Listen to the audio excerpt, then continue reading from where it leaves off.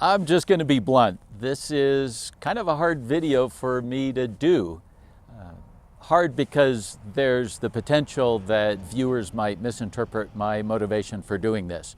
We do full-time work on buses, mechanical work, especially on the older Detroit diesels, the two-strokes. I do conversions, I do solar installations. So showing you a bus that was converted by a competitor, somebody else in the same industry, could be interpreted as me trying to bash them to get business. And I want to make it really clear up front that that is not my motivation. I'm doing this out of disgust. I'm doing it out of concern for the folks who bought this bus. I'm doing it out of a desire to help other people who might consider getting a conversion done and seeing some of the things that are being done by others in the industry and helping them avoid cosmetic issues, helping them avoid mechanical issues, helping them avoid safety and fire hazards. All of those exist in this bus. There are electrocution hazards, there are a couple different forms of fire hazard, and I'm just personally disgusted. My wife and I take this as kind of a personal affront because we try to do quality work. I know there are others in the industry who are trying to do the same. There are always the potential opportunities for miscommunication. Customer acts.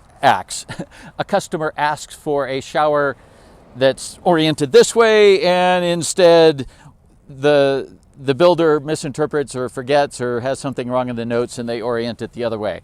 Those things will happen. Nothing will be perfect, and it takes communication. But I'm going to show you things that were done in here that were done cheaply, even though this was not a cheap conversion. I'll just be frank. I know they paid about $45,000 for the conversion on this. I will not identify the purchasers, although I know they are doing another video on their own that we will post on our channel with their permission. That was a video of me kind of walking them through mechanical issue after mechanical issue after mechanical issue and providing free online remote support. Finally, they got from Texas, where they bought the bus, on their way back to California. They had to be at work the next day. I drove our Toyota Tundra from up here near Flagstaff, Arizona, down to Benson. It was about a 4.5-hour drive. I loaned them our Toyota. I brought the bus home. That way I could deal with mechanical issues. I'll be frank, I didn't get it home until the next day. I had to spend the night in the bus. But it was worth it. They got back to California about midnight that night. They were able to get to work the next day. I've got the bus here. I will address the mechanical issues, the safety issues, do some other stuff for them. But anyway, I want to show you what's going on here. I want to be upfront. I am not trying to get business out of this. I'm not trying to intentionally bash another company, but I'm disgusted enough that if any of you have had conversions done by this outfit and you've got safety issues like some of these, we will donate 2 days of free labor to help you correct, to work with you on correcting these safety issues, to go over the wiring, to go over the potential hazards. And we'll work with you free for 2 days just to help correct these things. What's my background, real quickly? And I apologize for this up front, but so that you understand I'm not talking out my rear end. I have worked all over the world doing wind and solar installations. I was the first master trainer in small wind, certified in the US and internationally. I've put village electrification installations in and done troubleshooting on those installations with both wind and solar in India, in Honduras, in Japan, Korea. I've worked in Turkey, all over Europe, all over the US. I have taught electrical code update classes for the NEC, for the union electricians from the IBEW in several locations around the country. So when I show you these things, I hope you understand that I have a basis for understanding or knowing what is right and what's wrong. So let's go through this and I'll show you. Let's take a quick walk around the outside. This is how the bus was delivered to them. This is a Bluebird, a transit bus, so it only has one door midway down the side. It is a cute little bus. It's got a Cummins 5.9 diesel and an Allison AT 545 transmission. It's got good bones, and I feel like the customer's going to be fine with the bus itself. But they had this outfit paint the bus for them, and you'll see that they received it with clear tape over the lenses. There are no lenses here, no lenses there. The trim rings are gone. Same over here.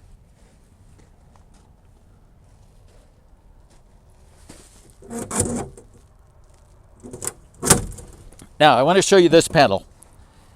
The turn signals don't work on this bus, and they did not when the customer picked it up from the builder. I should say, although I'm not going to identify the builder, they are from the great state of Texas, the Lone Star State in San Antonio, Texas. So anyway, the taillights don't work on this bus, the turn signals don't work, and when the customer called me from about 400 miles away from San Antonio, where they first broke down, I told them about this panel. And in this panel are all of the circuit breakers, the solenoids that provide power to every circuit within the bus, both the chassis circuits and then the bus circuits, but in this case, it's all in here. And I told them about this panel. Inside this panel on the door is a schematic, a diagram that shows where everything is. It's really well laid out. Problem is, they can't get into this panel. Some buses have a little latch here, but many of the buses, like this one, have a release lever on the inside. And I'm going to show you that the release lever is hidden. It is buried under 2x4s and plywood, and they can't get into it, and I couldn't either. Here is the 30 amp power supply. Make note of this. I'll explain why I'm showing you this later. The windows here are duct taped shut because they are not staying closed. Now, I can't fault the builder for some of these things, because when you buy a used bus, there will be issues. Here's the water fill for the tank. I will show you inside more about that. Ladder. Now, this is just cosmetic. I mean, for the love of God, can't you at least install the ladder straight? It's hard to tell because I'm so close, but this ladder is canted like that. Nice lens up there. Let's climb up on the roof, and I want to show you the solar. All right, I got partway up, and I'm just going to show you here just how crooked these are installed. And again, that's just nitpicky complaint. So it sounds like I'm being nitpicky, but I'm just so annoyed with this installation, and I feel so bad for this cute couple. They're just the nicest, most understanding people. And fortunately, they're in a position financially. I'm not trying to talk about their financial situation because they may appear in their own video later, but at least they have a bit of a buffer. They've got the means, they've got some savings. They didn't invest their last dollar in this and then hit the road with no slush fund for repairs. So they had to have this bus towed, paid about $1,600 for that. They had to hire a mechanic to help them repair a hose. They had to buy parts, coolant, all kinds of stuff on the way just to try to get from San Antonio back to California. So here's the solar installation, Renogy panels, and they're fine. Now, personally, I like to use commercial panels, and I could have suggested something cheaper. But anyway, that's just nitpicky. But leaving these wires just loose and flopping around like that in the wind is going to lead to chafing. Like here, I mean, that wire is going to chafe and eventually wear through on that bracket. Another thing, you don't want to use silicone on the roof. Dicor, some kind of a polyurethane sealant would be a much better choice. I do not know if this is sealed under here, this plate that was put in to cover the access or the emergency exit hatch, but this silicone will peel right off and doesn't stick very well. So not a good choice on the roof. Sorry about my finger. Silicone is not a good choice up here. This is the boot for the wood stove. I think it's kind of curious that they put silicone around most of it, but didn't even bother here where it's most likely, that's the biggest gap where this seam is, where water is most likely to run down that. Anyway, not the right way to do that.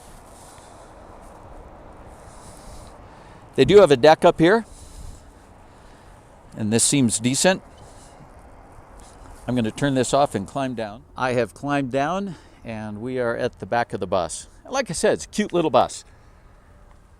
Here's the factory or original backup camera, which is not connected to anything. I'm not quite sure why they left that metal peeled up like that, or why they peeled it up like that. We're going to get into the engine bay for a few things here in a minute, but let's finish the walk around. So this was obviously installed after the bus was painted. Beautiful attention to detail there. They did at least make an attempt to add some reflectors with some duct tape.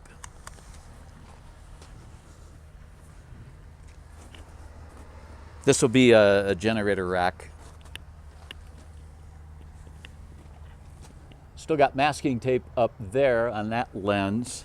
And I only show you that just to show you the lack of attention to detail. This duct tape was added by the customers, the purchasers, on their trip back to keep those from flopping open.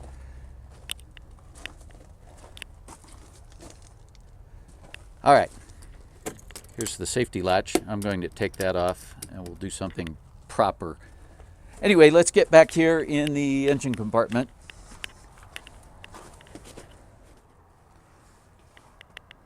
Here we are at the back of the bus. I have opened up the engine bay door. This is a Cummins 5.9 turbo diesel engine. Good solid little engine. They are quite reliable and I have no issues with that at all. And like I said, with any used vehicle, you might have issues. They, on the trip home, had a problem with one of the coolant hoses over here, and they were losing coolant.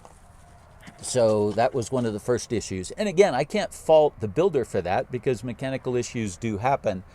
However, if they had gone through the engine and purported or claimed to have done work on it, that might be one of the things you might expect them to fix, a hose that's obviously leaking at one end.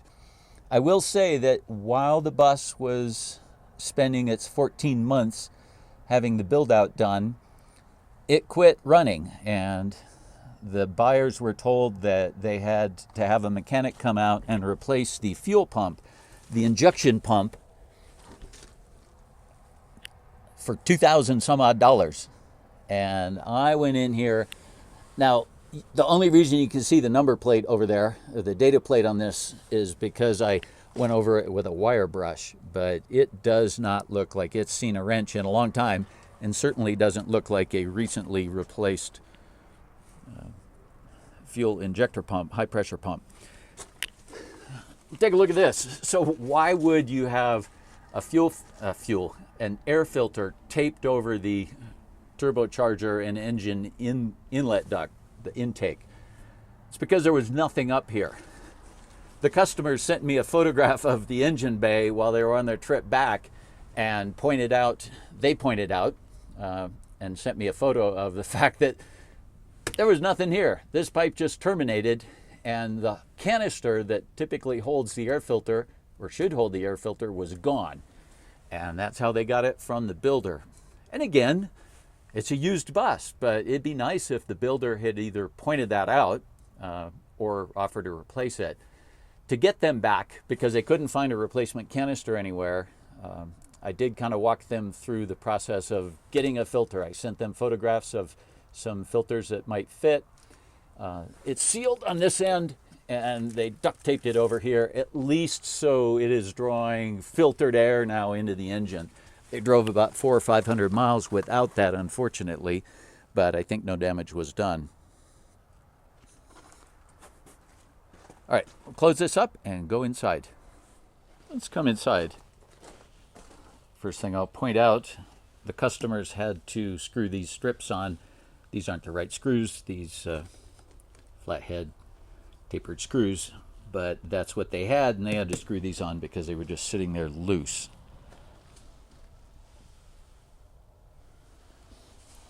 You might wonder why there is a ratchet strap there. That's because the automatic door actuator doesn't work The builder did very nicely. All right, I'm going to put that down, use two hands and close this. The builder did very thoughtfully provide a bolt that they installed here. Problem is, it doesn't do anything, so it's kind of pointless. So when you're driving, you really need the ratchet strap across here to keep the doors from popping open. Anyway, didn't think that through. Let's look first at a cosmetic thing. This countertop is scratched to hell. They went over it with a very coarse grit sander, and there's no finish on it at all. It's gouged. Doesn't match up over here. I mean, that's just, I'm sorry, I'm a woodworker. I've had furniture pieces that I have built featured in design magazines, and this just is, it's like a personal affront. They couldn't even bother to sand off the pencil marks when they bought this kind of live edge, but there you go.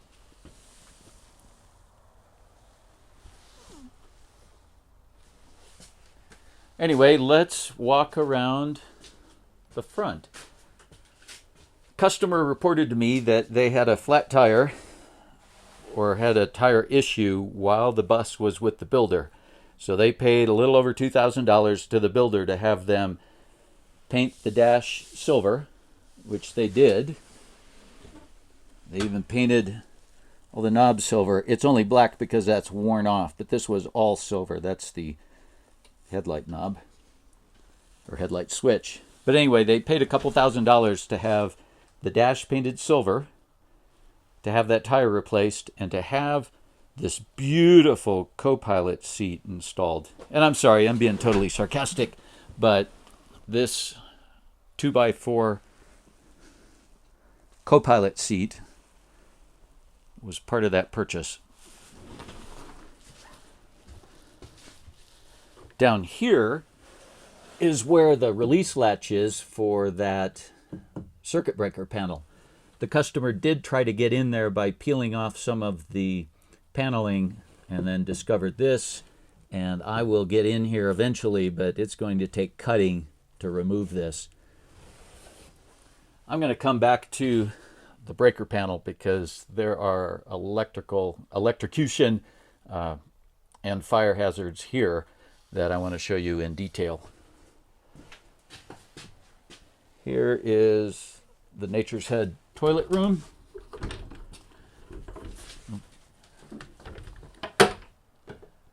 I'll explain that in a minute.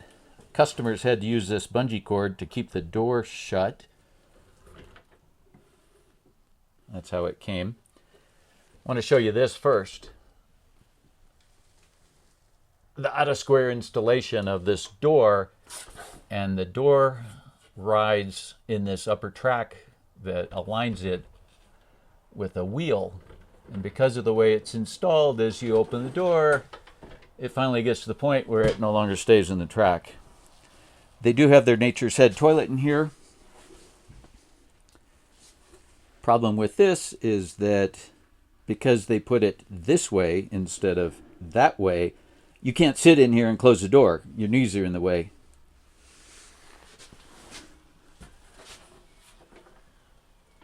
Oh.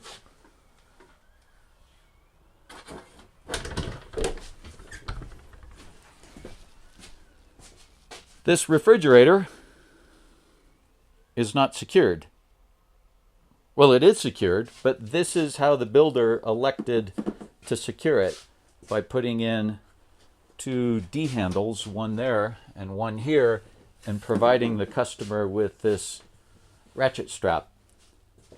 So instead of using a bracket, maybe polyurethane attached with 3M 5200 or VHB tape or something like that, you could attach a bracket here in a way that you did not have to drill into and potentially hit a refrigerant line in the fridge or the freezer, and attach it, anchor it permanently in a way that it would be safe, and then do it down there as well. For whatever reason, they elected not to do that. These are the light switches, which are all hanging out like that. I'll show you back in the back. This pedestal is for the shower and tub valve. The tub is free to move around.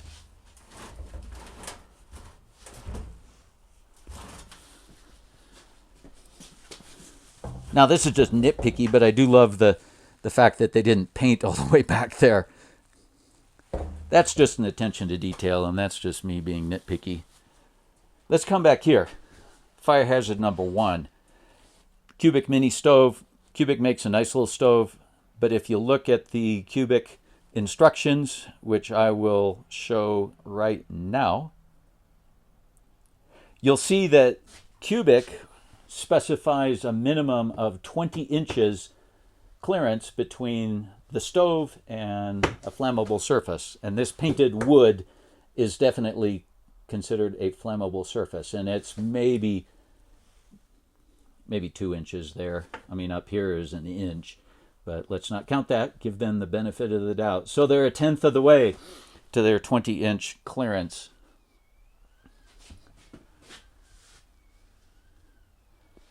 Come back here. You've got a closet. Over here, another 2x4 settee bench, little L-shaped thing. I want to show you in the back here. I don't know if you can see the solar wiring. There's MC cable down there, or MC conduit. The solar wiring, right about that. All right, laying in the bed. Comes through here and is just exposed, so that's not proper and not really safe, because this is fairly high voltage. I did not check the open circuit voltage on those panels up there, but say they're 20 volts apiece and they're wired in series, and what were there, 6 of them up there? So you got 120 volts, maybe more potential in this cable here. So this constitutes, or is considered, it is a high voltage cable, and it's just hanging out. Definitely would not meet code. In fact, there are things in here that if this was a home done by a licensed contractor, would get that contractor sued and probably lose their license. Unfortunately, and this is one of the lessons that I hope people take away from this, there are no similar standards for RV builders. There is the RVIA and that organization, but you don't have to be a licensed contractor to do this kind of work. So choose carefully. I'm going to pick this up here, and I want to show you a few things. There is the 12-volt water pressure pump, and I'm holding this with my head. You'll notice that it is attached to the top, but not at the bottom. So as this bounces, eventually it's going to break that bracket.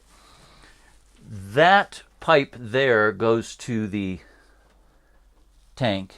That pipe is the exterior fill that I showed you, and that runs over here to the tank, which I do not see is vented, unless this is a vent. I have not crawled under here yet, and that might be an overflow vent. Anyway, they got the water pressure pump, and it goes down there, and then the red line, the red PEX tubing, is the hot water.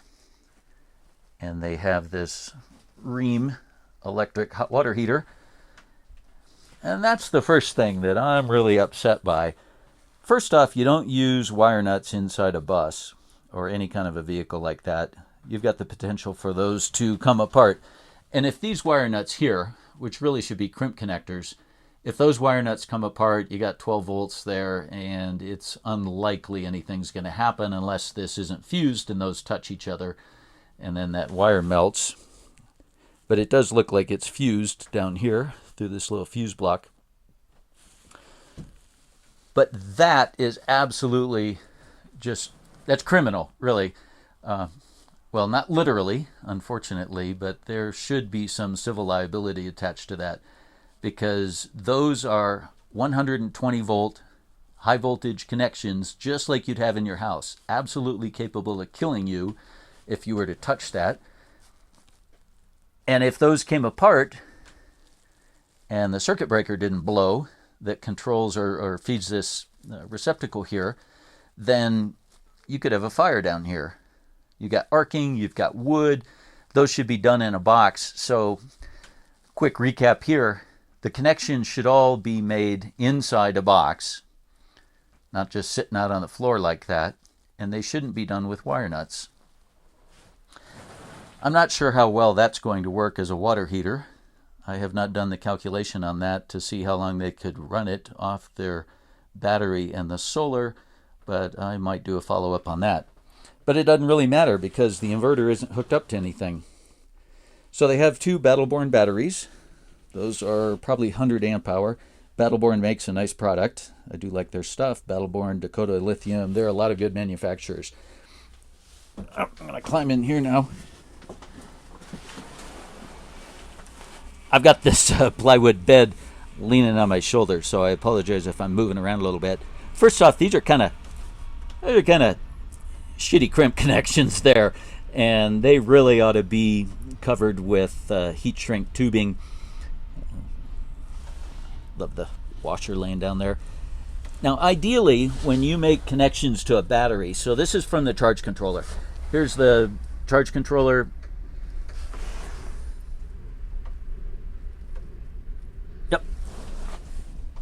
Anyway, here's the charge controller. So these are the solar wires, the high voltage lines coming in from the solar panels to the charge controller. Then the charge controller has the DC charge cables going to the battery. This is not the ideal way to do it. You should have maybe the positive on this terminal and the negative over there so that you are really sort of forcing the best possible charge when you got two batteries like that. But anyway, these cables then are going to the inverter, and they provide 12 volt power to the inverter. I have not done the voltage calculations, or I'm sorry, the current carrying calculations on this cable versus what this 5,000 watt inverter can draw, and I will do that here separately. Personally, just at first glance, these cables look small for an inverter of that size. But it doesn't really matter because, like I said, the inverter's not connected to anything. So it's powered up, but there's no way for the electricity, for the Pixies, the 120 volt power, to get from there to anything else. Believe it or not, the customers told me that they were advised that if they wanted to use the solar power and not shore power, they would have to take an extension cord and run it from here out a window and around to that exterior shore power plug. That's what they told me, and I believe it because there is no other way for electricity for 120 volt power to get from here to the panel up front.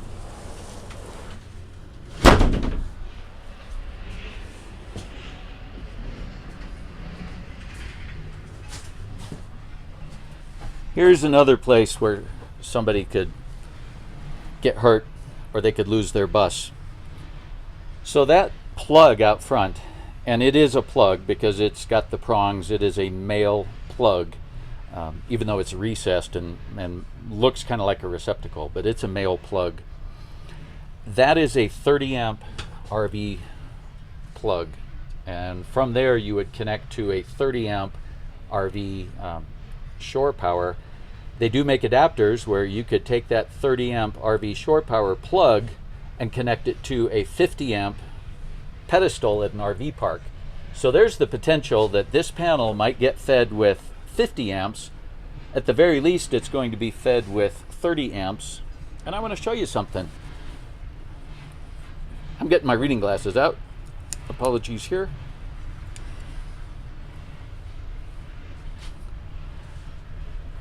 So these lugs here provide power connections to these breakers. And anybody that does electrical work can look at this already and see what the problem is. And there are a couple. First off, these are 30 amp circuit breakers connected to 12 gauge wire. 12 gauge wire is what you would use for a 20 amp circuit. 12 gauge wire is not suitable for a 30 amp circuit. And on the inlet side, power coming into this box from that 30 amp plug outside, and again, remember, it could be fed by up to 50 amps if you're plugging into a 50 amp shore power pedestal. That's coming in here, or I'm sorry, that's coming in here, and these wires are also 12 gauge, only suitable for 20 amp circuits. Sorry, I got distracted because as I'm moving this, I don't know if you can see the top of that wire moving in there. So I haven't checked torque on this, but it doesn't look like it's very tight if that wire's moving around freely in there. So anyway, these wires here could carry up to 50 amps, should be designed to carry at least 30 amps, and it's only 12 gauge wire suitable for circuits up to 20 amps. So this panel could draw as much as 50 amps maybe if it's plugged in with an adapter to a 50 amp shore power pedestal, and you've got 12 gauge wire coming in. That is absolutely a fire hazard. Each of these are also a fire hazard because if that wire connection back there below the bed were to come apart, those wire nuts came apart and they shorted out, it could draw up to 30 amps through a wire designed for, or intended for, or rated for 20 amp circuit. And what happens is you end up with the potential for overheating and a fire. I will say at least they didn't combine. I was kind of surprised. I thought I would see the neutrals and the grounds all combined, which you would never do in an RV panel like this. It's not very straight, is it? Anyway, take a look back here too. I don't know if you can see the insulation. That line, there's the neutral, here's your line, here's your ground, and there is bare copper exposed. Oh, sorry. I just realized I'm not focused. So anyway, right in front of my fingers, the white wire is the neutral, the black is the line, and then the green is the ground. And obviously when they did the installation and pulled the wires, they abraded the insulation there. When they did the installation, they abraded the insulation, and there's bare copper exposed there. That's 120 volts coming in when this is plugged into shore power, or if that inverter were somehow to magically be able to get power up into this panel. So fire hazard, code violation, fire hazard, code violation, inlet wires, fire hazard, code violation. Somebody could get seriously hurt. And I'm not even sure where this goes. I mean, it goes through the floor, that's obvious, but that's a 12 volt, I hope, wire that might come back. Not sure where it goes. We'll figure that out. I'm going to help the customers figure these things out. I will help them correct these safety issues. And we're going to make this a better bus for them. Anyway, I hope you saw some stuff that you learned from. If I can help you in any way, please let me know. Let's go back outside. I want to show you one more thing. Now, I have not done a lot of crawling around underneath the bus. This bus has air ride suspension. You never want to, first off, it's pretty low. I would not air it up and then crawl under. You never want to do that, because if you were underneath a bus and the airbags were inflated and one of them ruptured or a line ruptured and that bus comes down, you're not going to hold it off you. But water tank up front here, there is P-trap. Oh, I forgot to show you, there's a P-trap under the sink inside too. You don't use, there's a P-trap under here.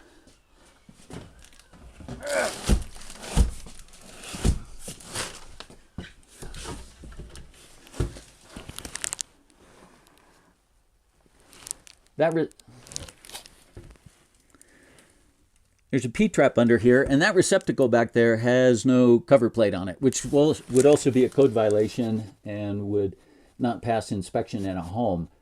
But a P-trap is not really intended for use in a moving vehicle, because as the vehicle's moving around and water sloshes, water can slosh through that P-trap and out, and then without that water in the P-trap, you have the potential for gases and stink to come from that tank back up through the P-trap. The water in the P-trap is what keeps the gases from coming back up from the stinky gray tank and up into your living space. So using a HEPFO valve, something like that, with the silicone bladder in it is a much better choice inside a bus. So we come back outside, and I'll show you, there is down here there's a P-trap, and that feeds into what would be the gray tank. And then I'm not quite sure what this is. I think that is the drain, but with it angled up like that, I don't know how you're supposed to drain the tank. Are you supposed to you're supposed to tighten that up, bend that down? I have no idea what they were thinking there. Apparently they weren't. I hope this was helpful. I wanted to show you some of the quality issues that we noticed, some of the safety issues that we found. There may be more, and if there is, we'll do a follow-up video on that. Again, my goal here was not to drum up business and not necessarily to beat up on one particular company, but I do feel like these buyers are in a class that I'd consider victims. They went into this and expected much higher quality. They expected their build to be done in a way where it would be safe, not prone to fire or electrical hazards, and there are definitely a couple of those in here. So, wanted to show you what to watch out for. Whoever you're working with, whether you're doing this with a company, a builder, a contractor, or doing it yourself, I hope that you saw some things that you don't want to do, that you learned a little bit. If we can help you out in any way, please feel free to reach out to us. The customers that bought this bus have really good attitudes. They're going to fix these things, some of those with our help, some on their own, and they've got a great future planned with this bus. So I look forward to that. I look forward to meeting you. Please let us know if you have any questions. If you've got an experience that matches this, please put it in the comments below. I think it would be helpful for others to see what everybody's experiencing in the industry. So be well, safe travels, keep the sunny side up.